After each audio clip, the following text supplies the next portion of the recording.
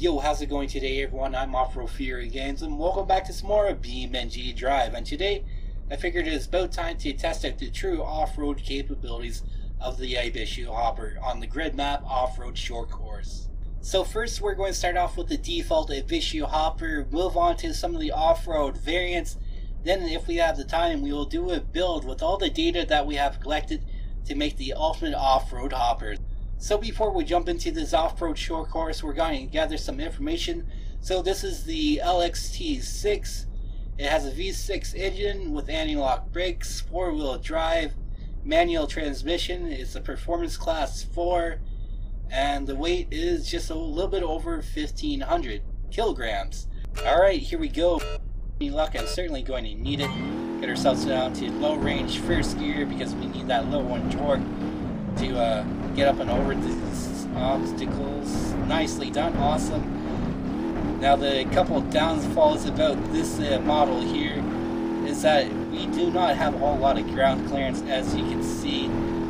Oh, and we're getting high centered, but we're seem to be hopping up and over to the rocks and stuff, which is great. Come on, baby, you can do it. Awesome. And the second is that we do not have diff lock. So that is going to be a major pain. Let's see if we can get up and over through this stuff here. Come on, baby. Downshift. There. Get into third. Alright, let's get that RPM up. First gear. Third gear. Come on, baby. So close. I don't want to... Do I want to... Higher gear? No, I'm going to keep it up here. Come on, baby. Lower gear. Oh, come on. And we're in low. Alright, it's going high, going to help. No, high is not going to help. Come on. There you go.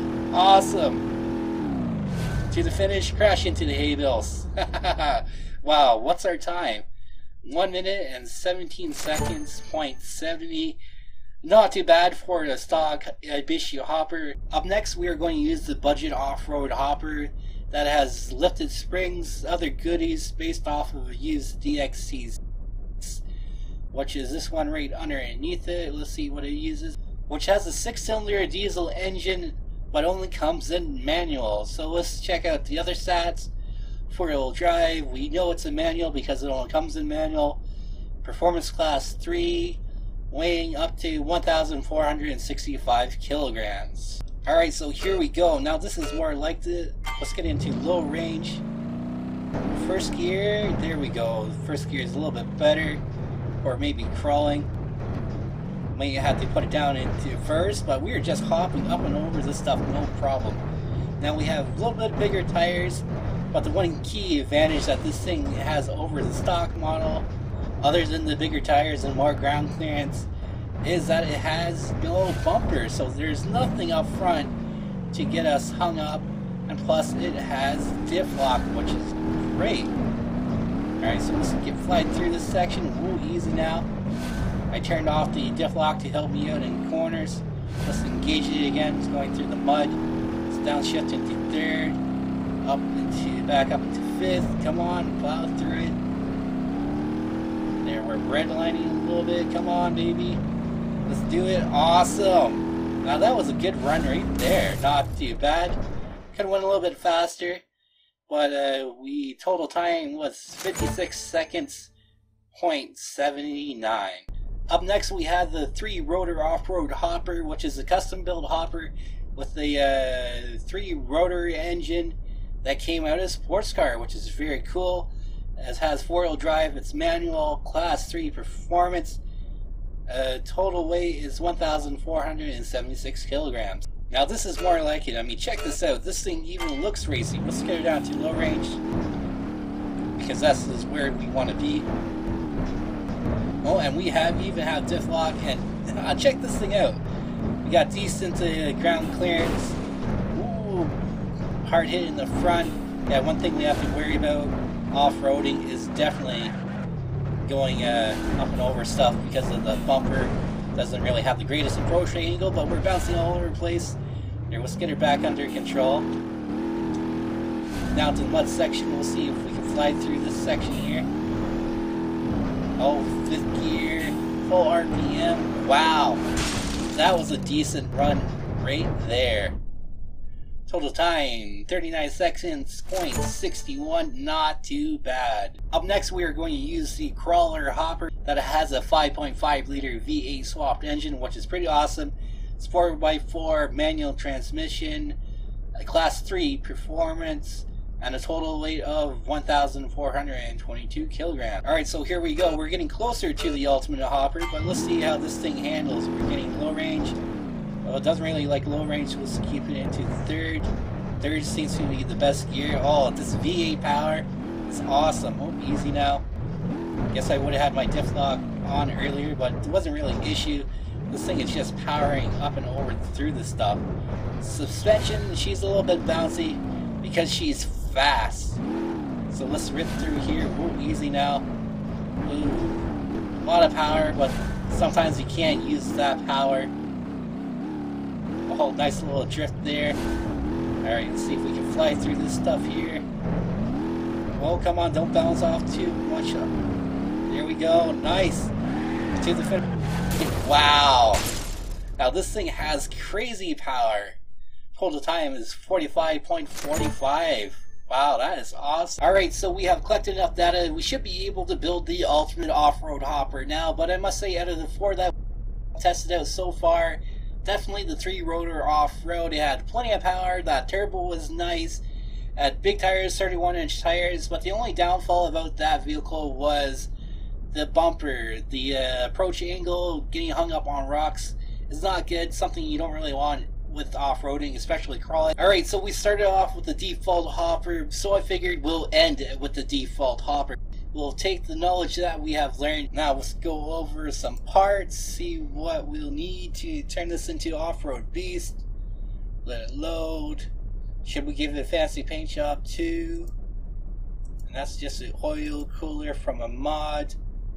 Ooh. Yeah, let's go with camo. We'll get to the paint in a bit. Alright, so let's remove the ABS. We don't really need it. Alright, we're going to try to strip this down so it will be light as possible. So fender flares go. We'll probably keep the hood on. Sure, let's take off the... We don't need lettering. Who needs lettering?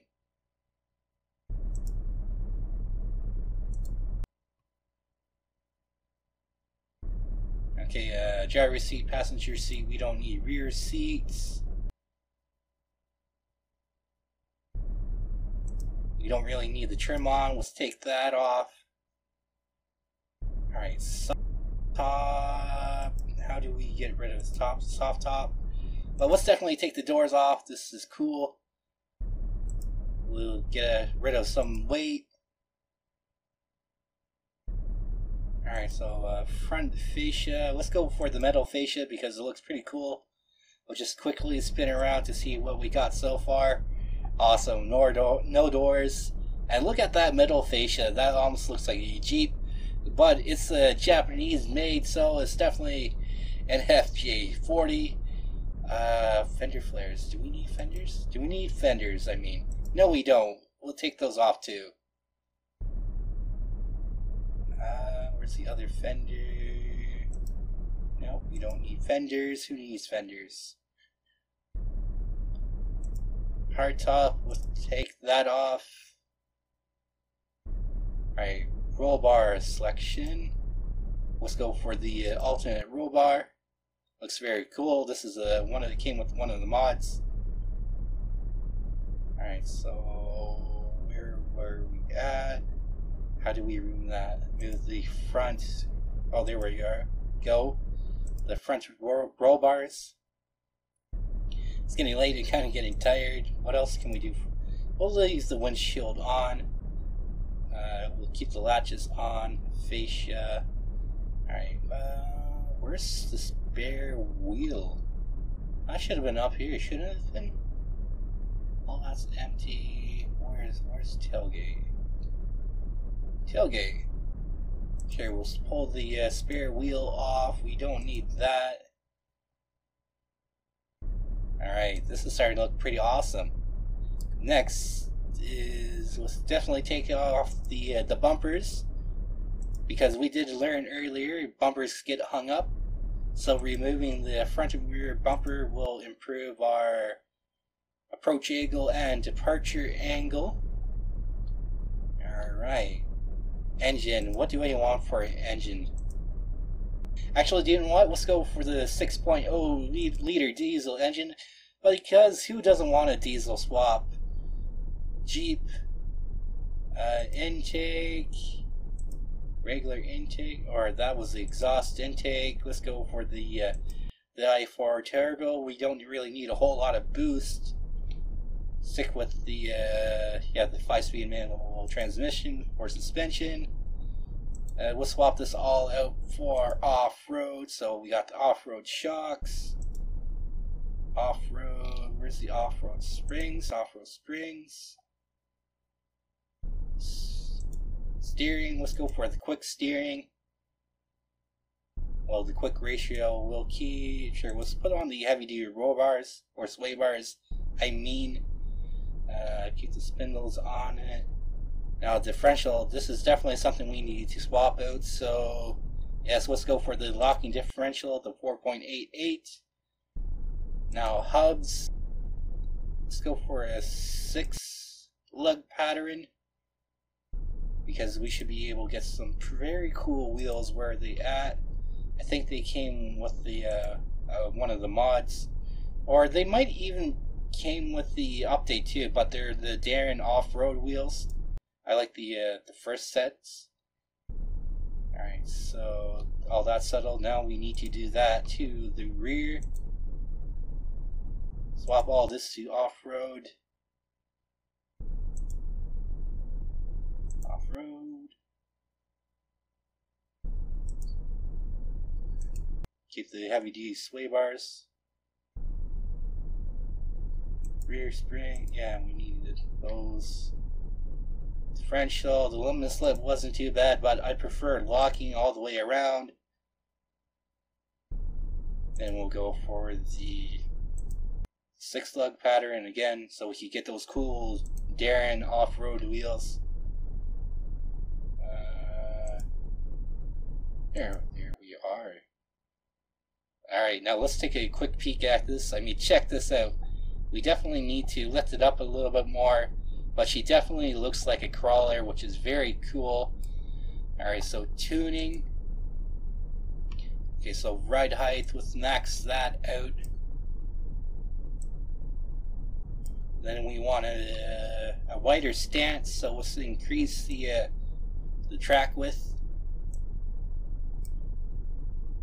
And while we're here, tire pressure, let's drop it down to 10 psi for both front and rear. Oh, come on, 10 please. There we go. I don't know why the rears are way up there.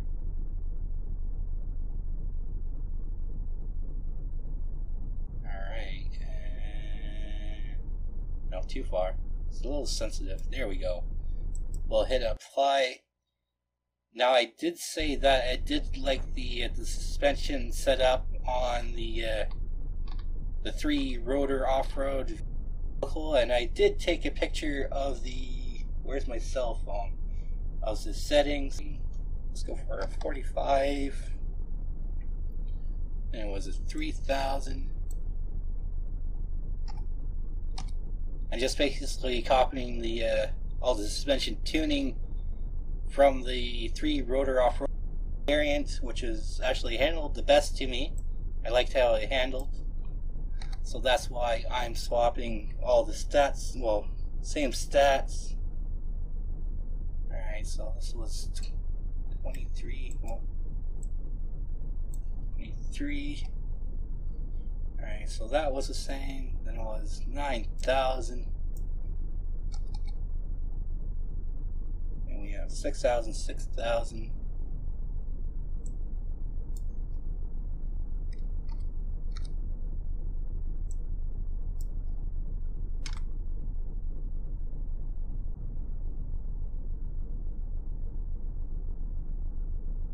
And then it was This was at 3,000. Alright, looking good. This one, and that was all the same. What about for this? I don't know, that should be good. Alright, let's hit apply. Next, let's get a sweet paint job. Put the phone away. Alright, color. Let's go. Did they add new colors? Looks like they did. But I do like the fire red. So let's go for that. And the camo pattern. Let's go what? A black? Yeah, the jet black looks great. Then does this color, what does this color? Oh, this color is everything else, so let's turn that to a black as well. And there we go. I mean, check that out. That looks pretty cool. Alright, so here we go. The ultimate test. Let's see if we took what we learned and applied it correctly to build this ultimate off-road hopper. Wow, check that out. We're bouncing all over the place. Still need to fine-tune some suspension. Could be just the tires. It could be just plain old hard. Awesome. Over that stuff, no problem. Get over that rock. Let's fly through here. Oh, come on. We're bouncing all over the place. You'd think with the wider stance, shouldn't be an issue. But let's just fly through this stuff. Oh, this is awesome. Whoa, got some air there. Whoa. Could have had a smoother run, but I'll call that a success at 37.13. Wasn't that our fastest time? We're pretty close. I think it was. But that is it for now, folks. Have a fantastic day. Don't forget to hit that like button if you enjoyed this video and subscribe if you're new for more content like this. And until next time, peace out.